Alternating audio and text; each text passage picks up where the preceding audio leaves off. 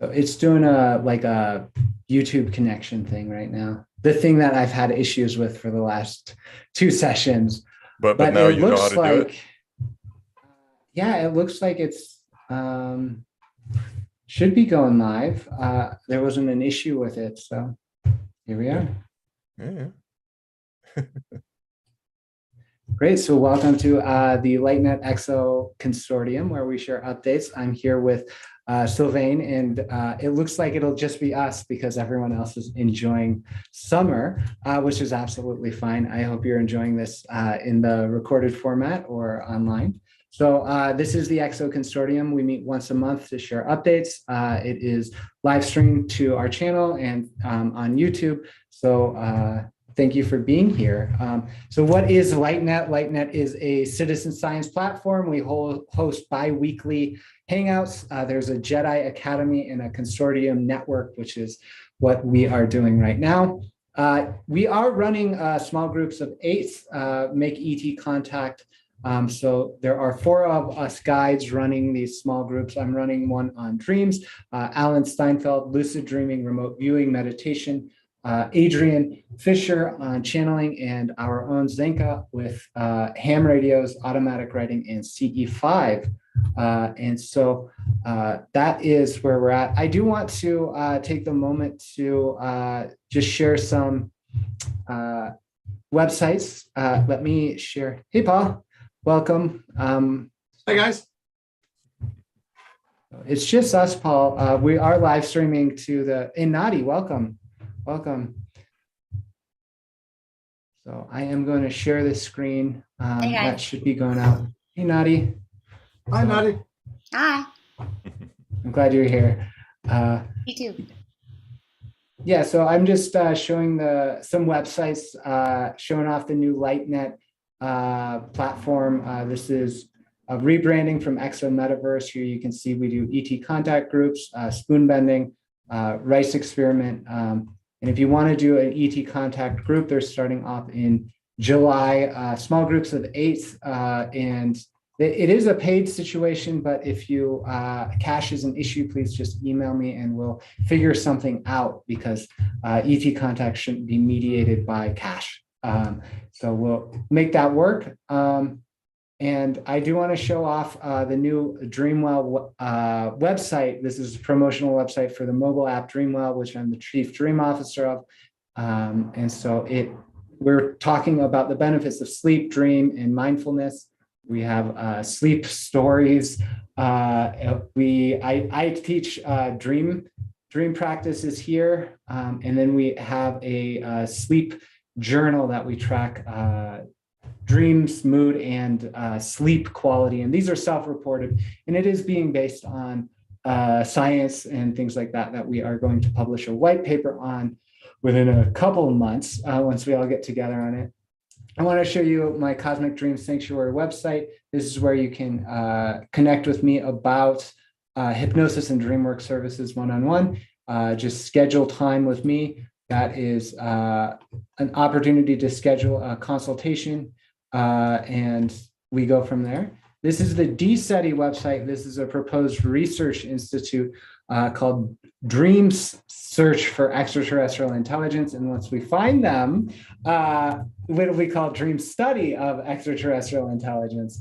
And so this has a lot of the research that I've put together from dream literature about contact and dreams. And then finally, I want to just point out the LightNet YouTube channel where you can get more information here and here and here about the upcoming ET contact groups.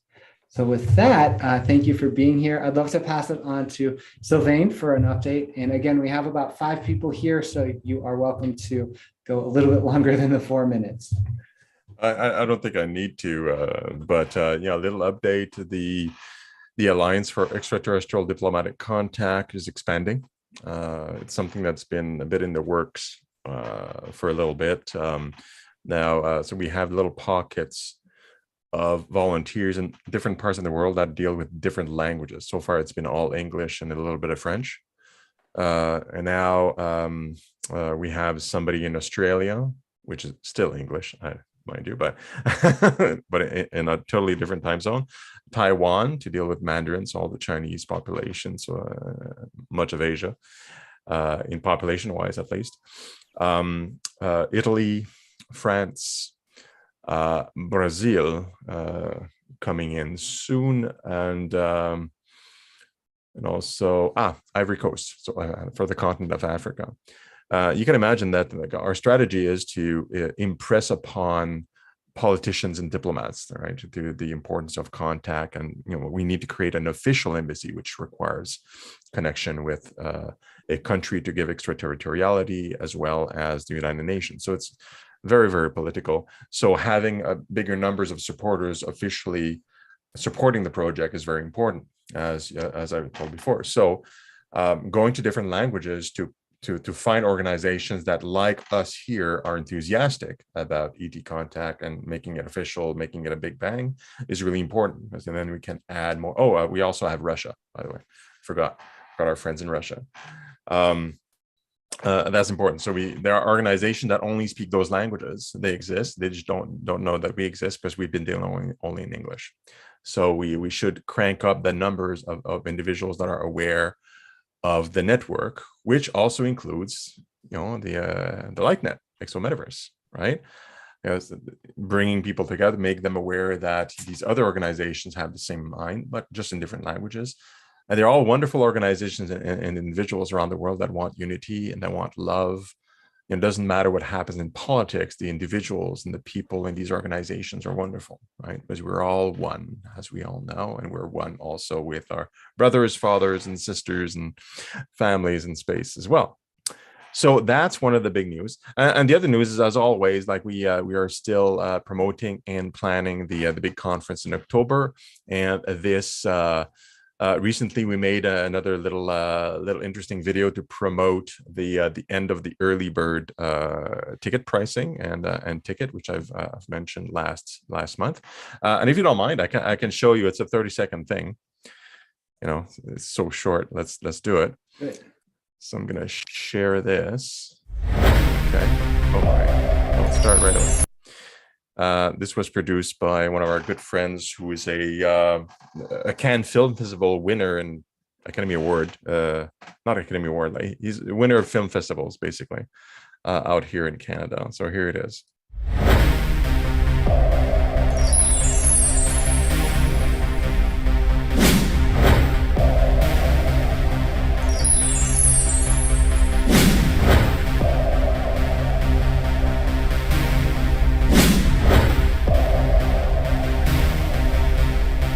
Some bases.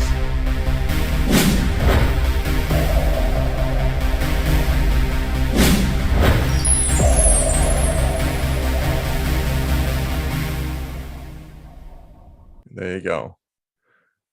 Just a little cool thing. So we started just kind of using that among other assets just to promote it. And in a nutshell, the conference, like the early bird ticket price, is going to close on July 5th. So that's 3 weeks from now, and you can still use the code ETDC 2022 ETDC 2022 at checkout to get an extra 35% off. I'm just writing it in the and you can go to the conference website here to access that. So after July 5th, then it's going to go to standard pricing, and then we're getting closer to the conference. So we want to sell as many tickets as possible now. There are some expenses that we need to pay ahead of time, which is why we do most conferences do early pricing, by the way. So that's great. So if you want to attend, I encourage you to buy a ticket now instead of later. It's just cheaper, and you're still going to be there. It's all online, so you don't need to travel. There's no additional expenses can be incurred. So yeah, multiple languages, expansions, conference, all good stuff. It's all very exciting.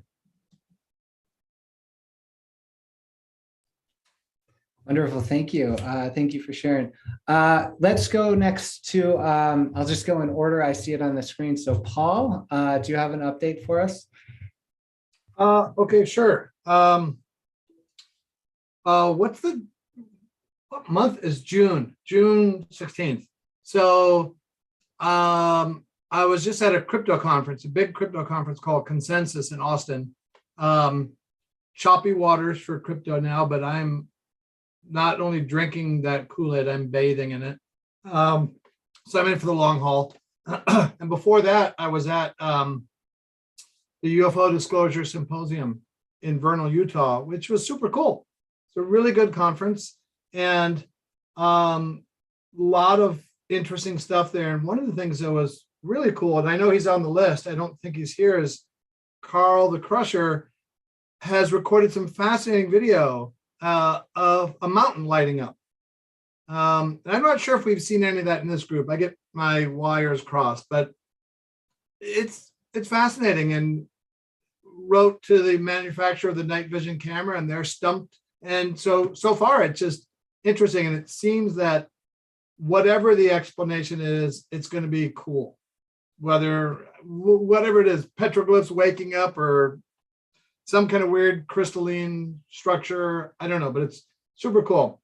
And I've been looking at a lot of the link I seen, the sort of kinship between crypto and UFOs and Bitcoin astronomy, and how Bitcoin will help us get into the galaxy, and that'll be the lingua franca of our communications. And also I have a long-term project I'm trying to sort out that has to do with sacred geometry that Nadi helped me appreciate. Oh, she came, put a video back on, right? So I want to talk to you a little bit more, Nadi. I don't want to take too much time now, but I have an idea for an NFT, which I know now is kind of a four-letter word, but so like an anti-NFT that has therapeutic value. I know Adam has worked on something like this too, but something like that, and that is infinite and not only static, and that can have broadcast aspects, and I think some sort of metaphysical elements added to it, and guaranteed repurchase, so nobody could ever lose money. There's something very solid that I think is a tangible land bridge between what I see, and I'm still kind of grasping to find all the connective tissue, but the land bridge between the overall movement underpinning cryptocurrency, deeper than any kind of currency level like Bitcoin or anything else, the sort of notion of decentralization, between that and the exploration of paranormal, broadly speaking. That's just really, it's been gripping me, and how it's an escape valve from the bad acting centralized governments that are being exposed more and more in both communities for their unproductive behaviors. Yeah, so that's it. Wonderful, thank you. So Nadi, let's have your update, and special thanks for representing sacred geometries. Thank you. Right on. Thanks. It's so good to be here. I love coming on and seeing everybody's smiling faces and projects and participation in, you know, the growing movement of consciousness around contacting experiencers. I was thinking about it, and I was actually reflecting in the last couple months. I've been really like earthbound. I feel like I've lost a little bit of touch with my contact pals and my advanced civilizations and hybrid connections, and I'm feeling I'm missing it. And I was thinking about why, what's happened, and there's a couple explanations, but one of them is I've really gone into sacred geometry. I've really gone full immersion. It started with creating my course, and then of course that just generated a lot of feedback and people wanting to be in touch and talk more about it. And so that aspect has really launched, and just to just to name the thing I'm most excited about, and it really isn't contact experience, but I'm going to bring it around using the term land bridge. It's just right. Um, I'm working with collaborations. Like I'm really learning that collaborating is just where it's at, right? We can just like broaden so many horizons by working together and bringing all our talents and skills into one, like culminating awesome experience for people learning wise. And so I am a fan of the Sri Yantra. Some of you know this, and that's my piece back there. And so I'm coming together with 3 other amazing geometrists, and we're going to do the Sri Yantra Symposium, and we're going to draw, and we're going to play, and we're going to learn about it. And I'm just, I feel like there's a reflection in the shift in planetary collective consciousness from this idea of like individual, like I'm going to go it alone, here's my message, versus knowing, that we're so much stronger when we come together. And I know that's our big theme. It's what we're all doing. It's really unifying. And it just feels really exciting to be part of some really great movements, and this one included. So for me, wanting to remember and stay connected to my galactic origins and my advanced civilizations, and remember, the mantids are right here, and we're meditating together all the time. I'm remembering that sacred geometry is such a great bridge for contact, right? Like you can start with just this mainstream approachability. Hey, we're drawing 2-dimensional, 3-dimensional shapes.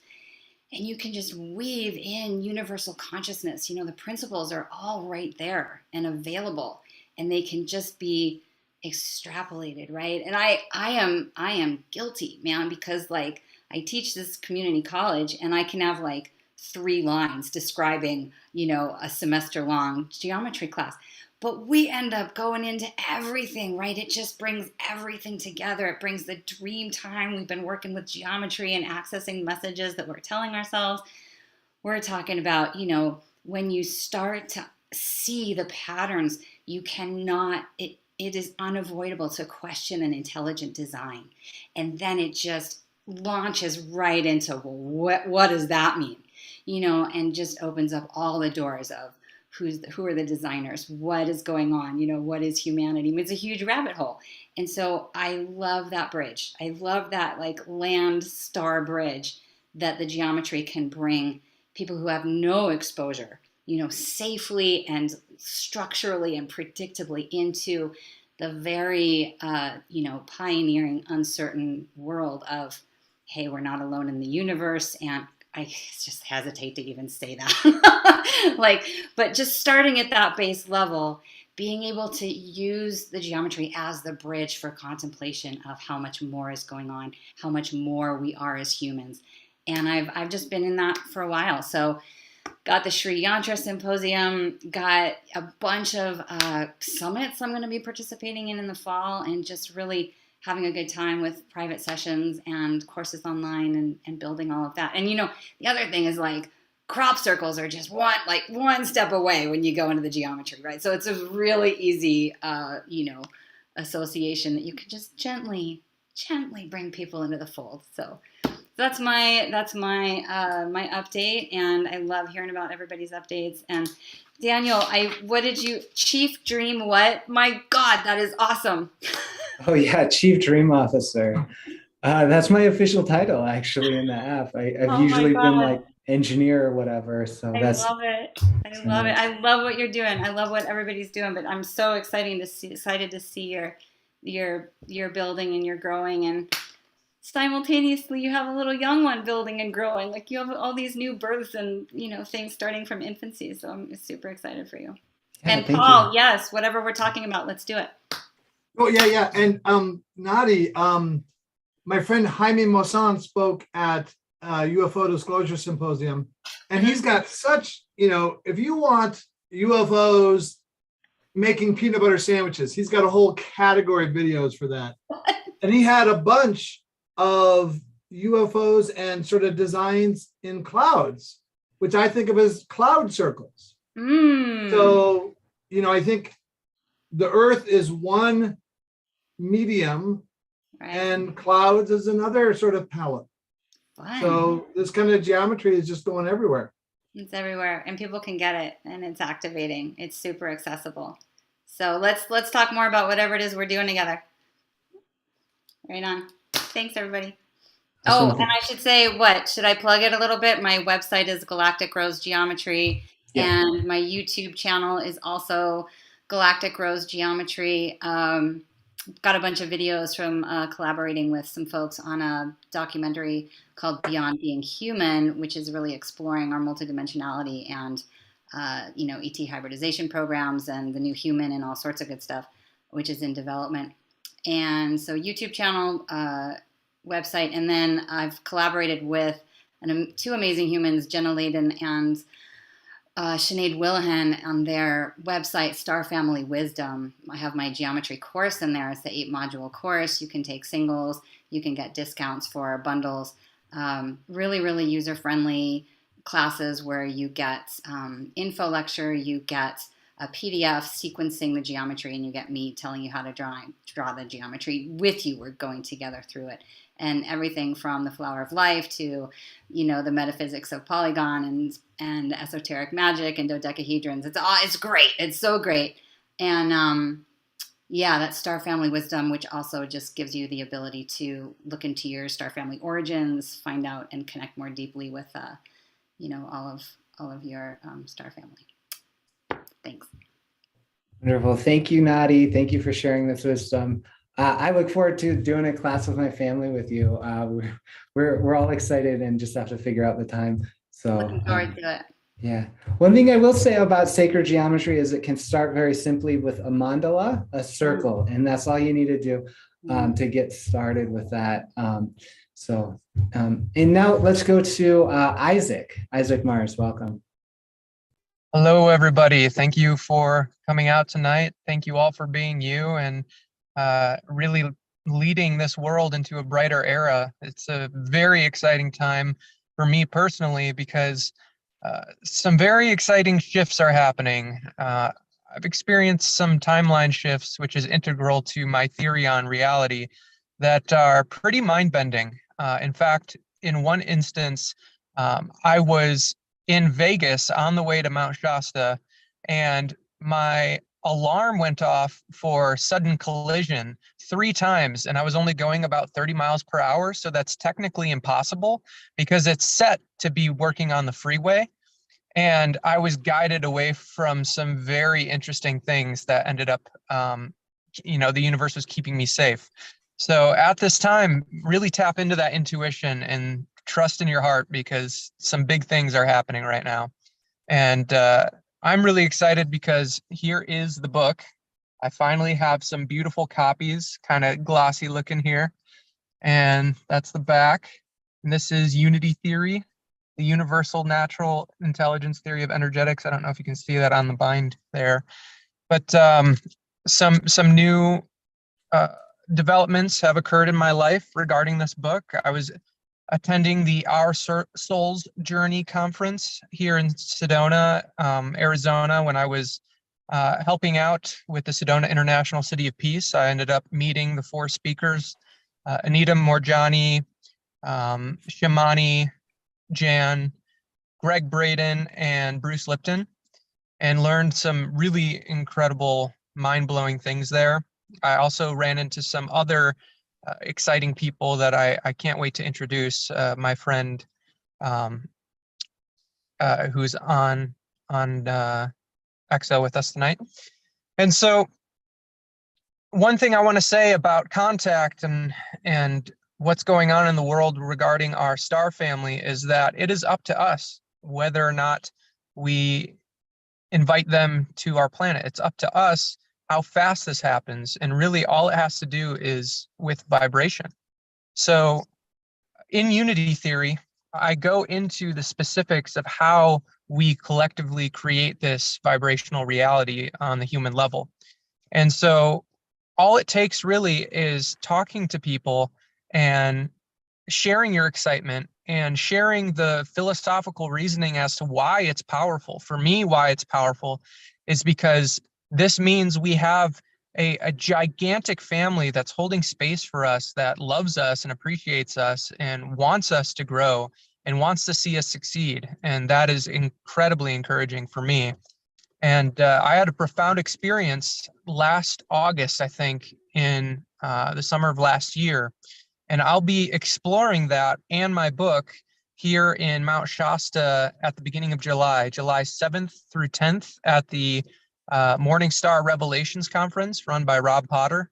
I'll be speaking about my contact experiences and how I know, not that I think or that I feel, that I know this book will help lead us to initiating global contact. And so that's very exciting for me.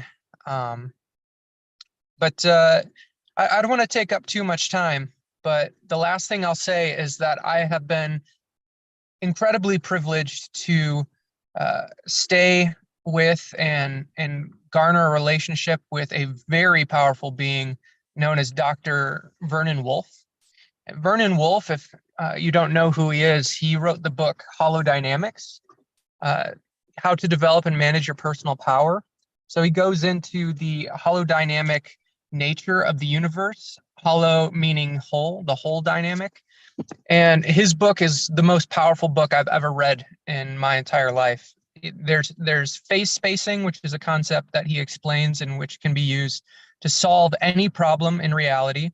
There's tracking, which is a way of essentially upgrading our consciousness or aspects within our consciousness so that we can reach our full potential. And he asked me if I needed anything. And I told him, honestly, I was like, you read my book and you seem to enjoy it. Will you please give me a review? And this is what he wrote. We were born to be part of the greatest transition in history. This book shares a unique perspective of how the principles of natural science are reflected in your personal life and how that has established productive relationships with others in the world around you.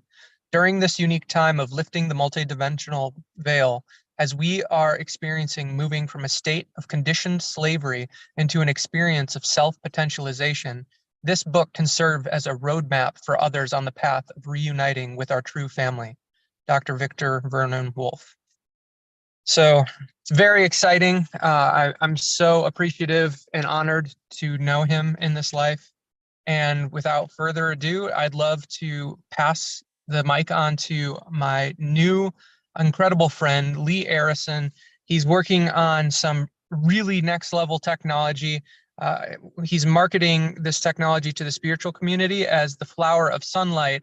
And the first time that he walked me through what he does to show you how the product works, I was blown away. And I am not typically one to, sign off on a product like this, but this needs to be known and it needs to get out there because it's going to help a lot of people. So thank you, everyone.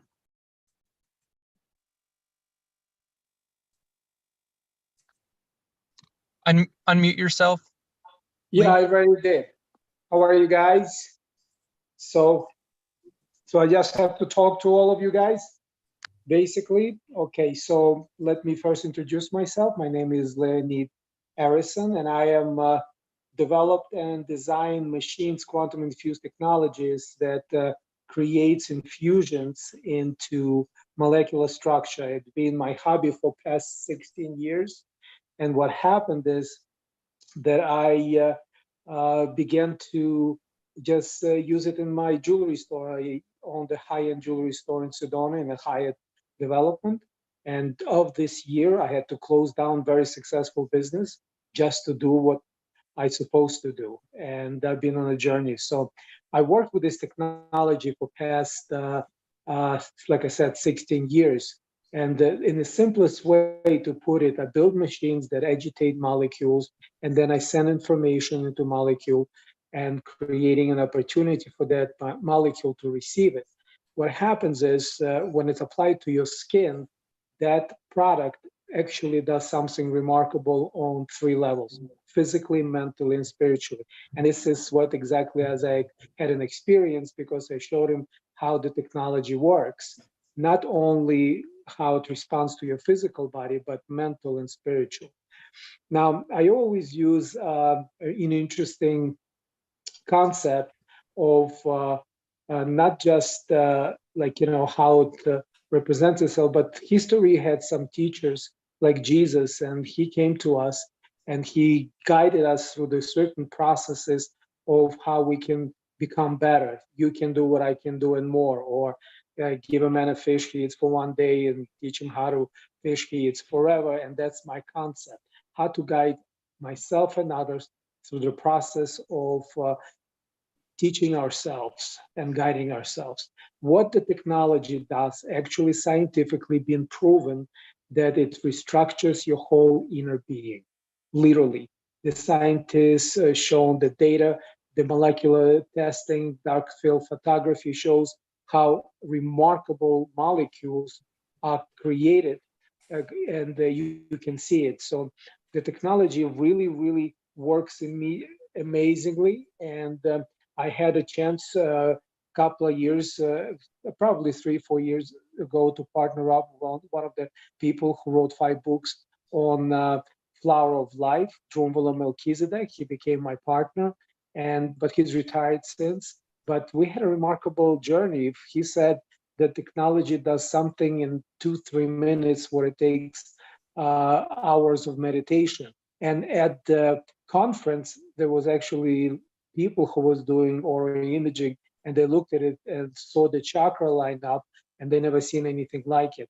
It instantaneously improves everything, all your chakras, in 2 minutes, where it takes hours of meditation. So that was a good validation of the technology.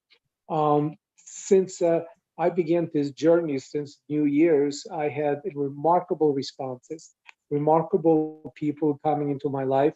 Azaic was a remarkable guy. I've met him. And what happened is the last day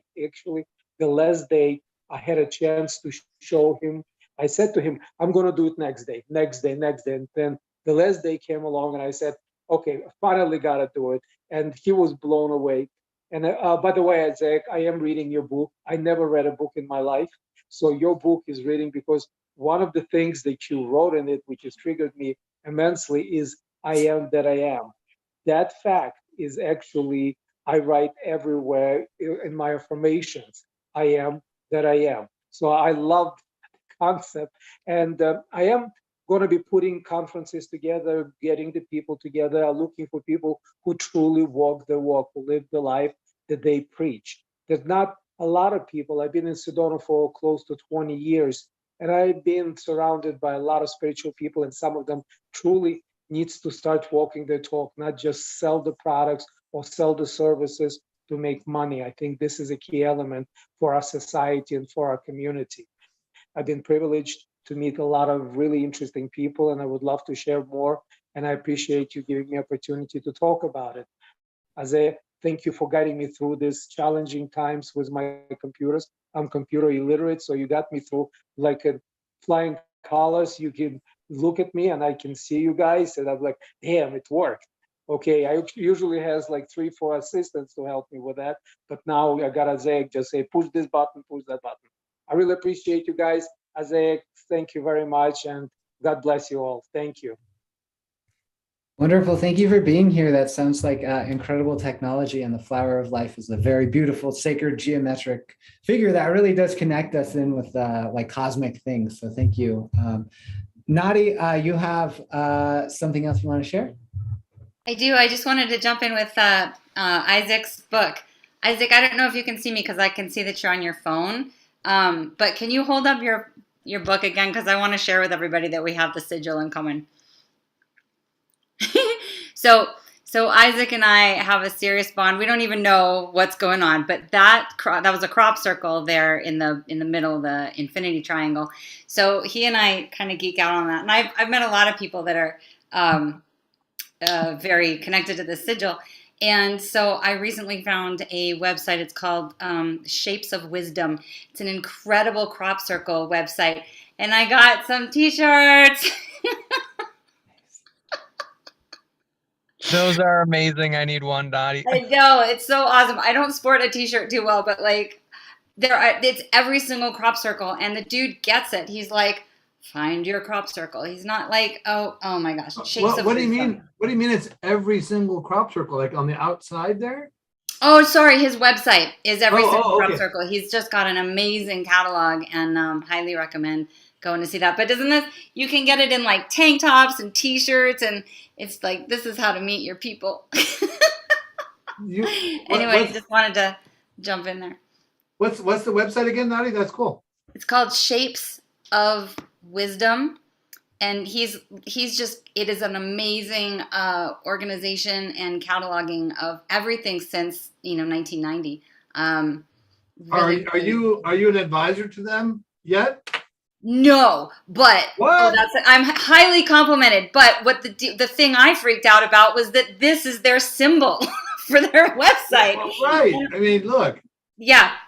So this is how you find your crew. You get your crop circle, you beacon it out, and Raul, who runs the website, we've just had some amazing conversations. So it's a good way. So they haven't quite realized yet that you're, in the words of Will Ferrell, kind of a big deal. All right. Okay. Dude, you're so great. Hey, that's cool. I'm looking at the site now. It's awesome. It's totally amazing that every single crop circle is accessible in t-shirts and stickers, and he's got the PDF online of all. Anyway, yeah, I'm glad I got to shout out. So it's great for those who like it. And thanks for the props, Paul. Wonderful. So we've done all of our updates with the Exo Consortium. We have like 20 minutes left before schedules end. I'm curious if we could do a round of discussion question, something like that. I actually would appreciate some guidance or something. I've started investigating the missing time phenomena at a deeper level because of the work I do with hypnosis. And I've been posing the question about if anybody knows about the missing time experience, what their theories are, or if they're aware of any specific documentation. We often have like multiple witness testimonies of people having missing time. Sometimes there's marks on the body. Sometimes there's like a photograph or something of, but there's not a tremendous amount of documentation around that. So I'm just opening up perhaps a round of discussion around missing time, theories of missing time, experiences to share, or any knowledge of interesting documentation. So whoever's inspired could start, otherwise we'll do another topic. I think Isaac has some ideas. Yeah, so in regard to missing time, in regard to timeline shifting, what it all comes back to is vibration. As we all know, everything is energy, frequency, and vibration. So my explanation for this type of phenomenon is that if in order for reality, I digress. In order for the experience of perceived linear time to unfold in the way that it does, I have used some very, very solid logic to realize that this implies there are infinite possible moments. So a soul or a observer in reality, let's say, can shift from any vibrational moment, because everything's energy, frequency, and vibration, meaning that every single individual moment is a infinitely complex vibration. That we can all shift into another vibrational moment like that instantaneously, because time itself doesn't exist. Everything is nonlinear. Everything is the quantum wave. And it's only when we experience that exact moment that the wave becomes the particle per se, metaphorically speaking. So this type of scenario can unfold in a literal infinite number of ways, in which, let's say, one person has a missing time because they were quote unquote abducted or taken back. Then for them, their awareness has done exactly what I just said. It shifted. One moment they're making coffee in the morning. The next moment it's 5 p.m. and they're standing in their kitchen not knowing what the heck just happened. For them, there was nothing that happened between those two moments. They just instantly shifted their awareness to that vibrational frequency. And my understanding and belief on all of reality, which makes the most sense logically and philosophically speaking, is that we are all the universe experiencing itself, because we live in a holodynamic universe. One part of the universe, contains the entire thing within it. And that's exactly how we experience it. I experience everything outside of myself, including my own physical body, within my mind. And so does everybody else.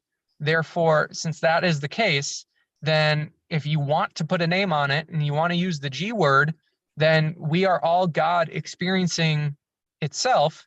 And everything that we're experiencing, we've agreed to on some level for our evolution, for our experience. So, does that answer your question, or does that open up the door for any other questions that you may have, Daniel? Oh yeah, it's an interesting perspective. Thank you. I think in my own thinking around this, particularly in the role of a hypnotist, like holding space for someone exploring the experience of missing time, I often hold the premise that it is something like a quantum wave, that it is then the process of hypnosis or speaking out the experiences or memory is something like the collapse into the particle state, something like that. You presented an interesting idea of like jumping frequencies or something like that, as opposed like nothing's happening in there. That's I haven't actually thought of. I've always made the assumption that something is happening. But yeah, that really does address the question. Thank you. Well, yeah, and one thing I'd like to say as a caveat to that is the reason that I explained it specifically that way is because memory is essentially a hallucination, because the only thing that exists is this current moment that we're experiencing right now. So at this level of reality for humans, we're clinging on to these things that have happened within an infinite sea of possibilities. And we're saying, oh yeah, that's what I experienced. But the thing is, it's not happening right now in that sense for our awareness. So anything could have happened between the missing time. And I think that what ends up being the thing that is pulled up during that hypnotic experience to dredge up those memories is the best possible route for that soul's evolution, because that's really what we're all here to do, is experience that. And you can see the pattern within the pattern within the pattern within video games, our role-playing games. That's what we're doing. I mean, we are all the one self, capital S, the awareness that's experiencing all these different stories. And it's pretty boring to start the video game at the level 100 with all the upgrades and awesome abilities and whatnot. So yeah, that's all I wanted to say on that. If I may say something. Go ahead. Okay. Well, I want to share something with you. When I was 7 years of age, my grandmother, she was blind, no education, I think explained time very perfectly. I was running around. She grabbed my hand and she says, remember this for the rest of your life. She says, what is the difference to eternity? How long you have lived, 1 day or 100 years or a million years, you have experiencing life. So for me, time is an eternity. And within this eternity, we have a capability to experiencing what Isaac describing and many other things. And I think this is the purpose of our existence, to explore and experience everything. The only thing that I'm finding really interesting about the whole experience is there's only my experiences exist in the whole universe, because I vibrate differently than all of you guys. I have emotions differently, and the frequency of my emotions and time continuum is constantly shifting. So for me, time is really simple. It's just eternity. Wonderful, thank you. I enjoy the really mystical. I think that's really where these things are going. I work with a lot of people who have these sorts of experiences of missing time that are very concretized, almost like this. Like they're like, oh, something actually happened there. They have marks on their body, or there's some other documentation that kind of inspires this journey towards this mystical understanding of time. So it's just such a fascinating paradox, is how eternity comes into the moment. It's reminding me of the Sri Yantra, sacred geometry, up and down, that sort of thing.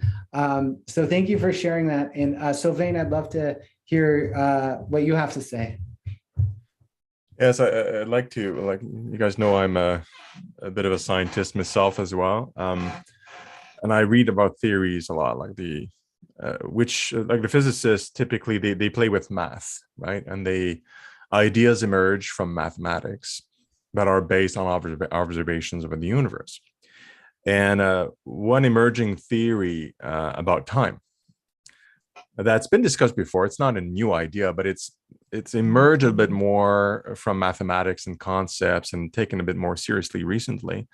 And the concept is that, to Isaac's point, time is not, in the traditional sense, time is like the fourth dimension. You know, it's something that is a consistent line on which other things rely on, right? That's the traditional thinking. This other theory talks about time as something that emerges from the structure of the universe.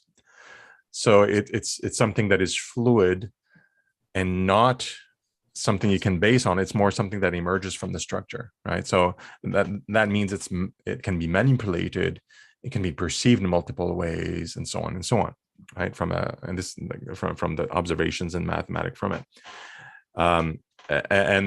What you guys were talking about are different possibilities of how we could experience time if it is an emergent property. Okay. Because then it can be manipulated, and we experience certain things, but I guess right now we're not clever enough maybe to be able to control such things, but maybe in the future we can. And arguably a more advanced civilization probably can manipulate time very, very easily with a better understanding, and we're interacting with these people in different ways. So the missing time is a perception from our end. That's how we see the event as missing time. But from the universe point of view, time may not really exist as a fundamental, right? So every moment is precious. That's what exists, like the now, like Isaac was saying, that's something that we are experiencing right now. Everything else can be all illusion and kind of falsified, or not falsified, no, that's a wrong term, but malleable and around the moment, and universe being infinite in time and space, and like all these concepts can emerge from that. I find that ideology much more fitting to some of the experiences we've observed that are non-conventional. And I'm interested when scientists, like clever scientists through the math, kind of come up with, like maybe this is a way of seeing the universe, and it works, right? From observation to anything else. So there are some clever people looking at that. It's all theoretical, of course, but from a philosophical point of view, time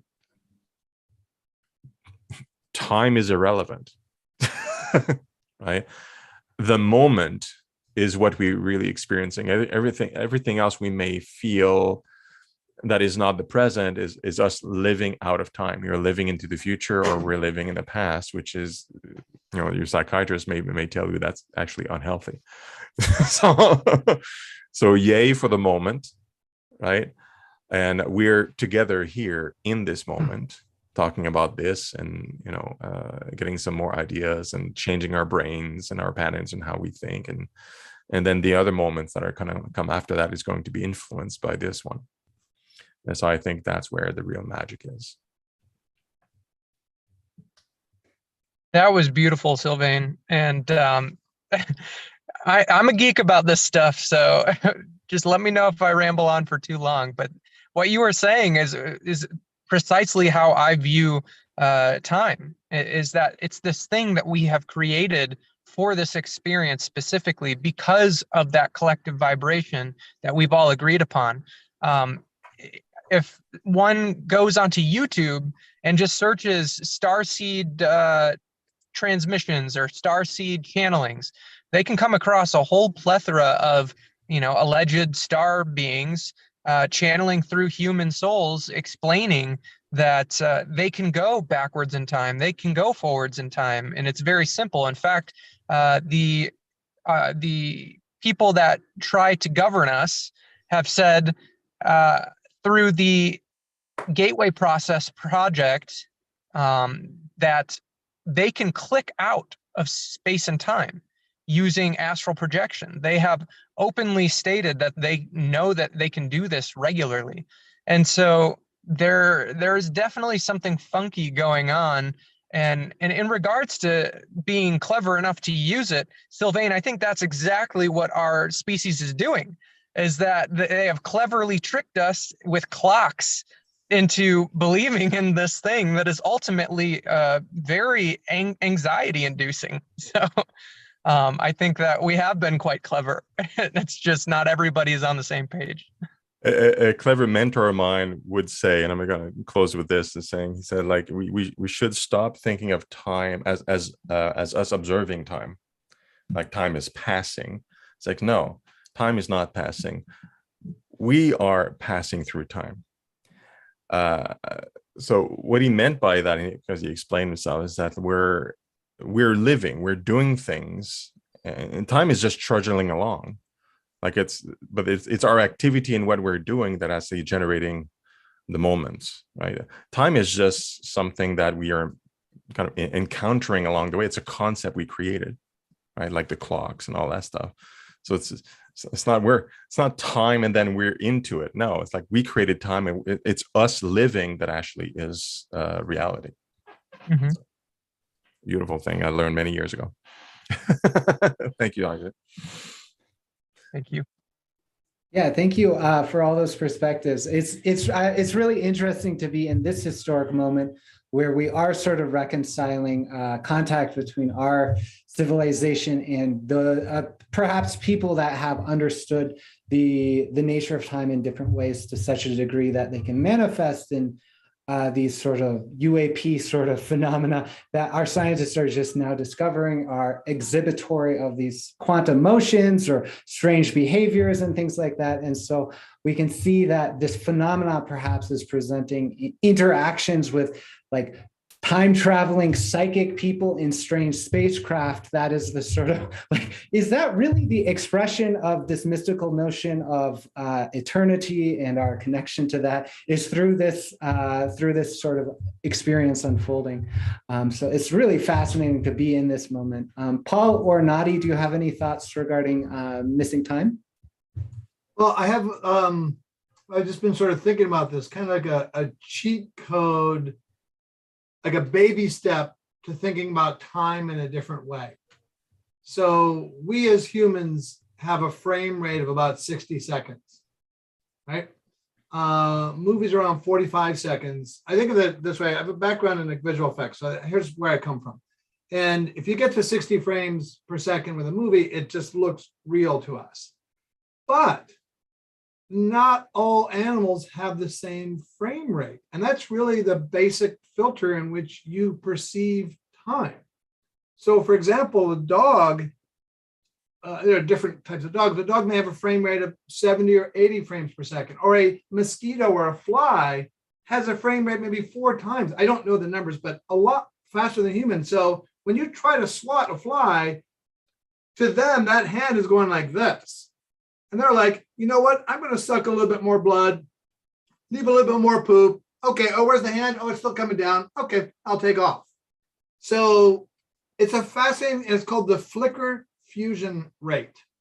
And this is not often our collective, woo-woo land. This is mainstream science. And not many people are aware that different animals and creatures have fundamentally different frequencies at which they perceive our Earth time. And to me, the most elegant example of this is what I think is the most iconic visual effect in all of movies, which is bullet time in The Matrix, which has resonance to me because my brother Joel made that for the movie. And that's a great representation of what it's like if you have a slightly different frame rate. And you can see that, like the agents have a higher frame rate, and then Neo gets the ultimate frame rate. They're not doing anything exotic to time. That's not when he's realizing that you don't bend the spoon's not there. This is the baby step. This is the shuttle bus for that first step to realizing that, like, you talked about how we don't move through time like your mentor says that, we don't move through time, time moves through us, things like that. I think it's a great primer for hard-boiled people to start to think of time in a little bit more flexible, malleable way than they may have otherwise. That's it.